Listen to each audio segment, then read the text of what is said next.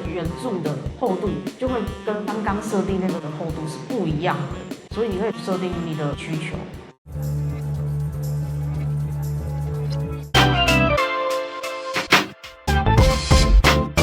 Hello， 大家好，欢迎来到魔剑队，我是雷系教师阿卢。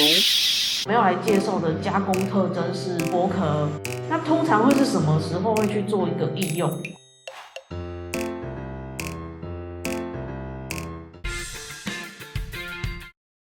那我们直接来讲一个案例，乐高剥壳可以选择它上面有一个显示预览，因为现在预设跑的是10mm嘛，所以你用前基准面去看，它就是从这个最外面的位置墙壁地方往内缩10mm，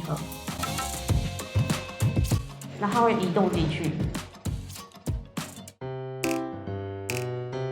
那如果我今天要做的东西是想要移除面的，我现在什么都不选，就是这个蓝色的视窗都不选的时候，你打勾，它会是什么？它会是中空状态。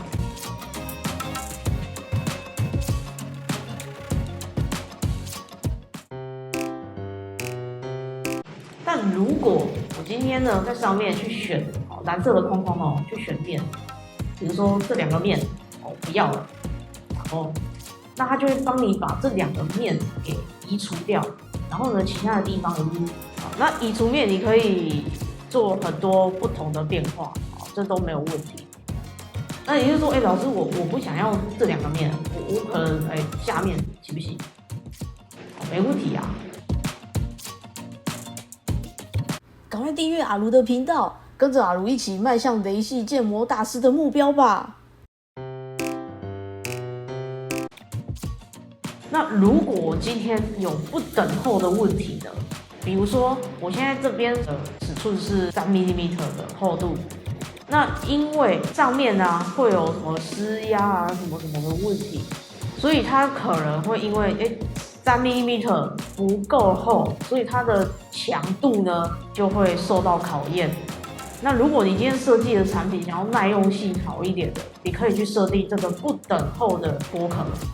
好，怎么做呢？通常它预设是尺寸会是灰色的，所以我要怎么开启它？就是紫色的框框点一下，它就会开启。比如说我设定成5mm，那你就可以去设定，比如说这边比较厚，你会发现你按下去，它的厚度会变化。比如说这里这个上面的面，然后呢，每一个圆形的圆柱面，我都把它选起来。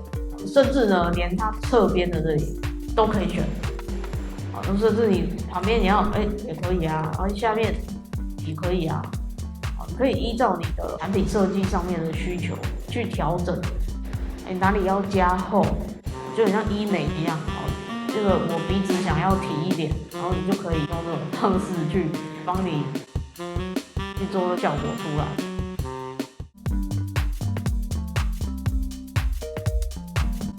比如说这样，有没有？那你切开来之后，那圆柱的厚度就会跟刚刚设定那个3mm的厚度是不一样的，所以你可以透过剥壳，然后不等厚去设定各种你的需求。感谢各位的收看，欢迎按赞、订阅或分享阿卢的频道哦。我们下个影片再见喽。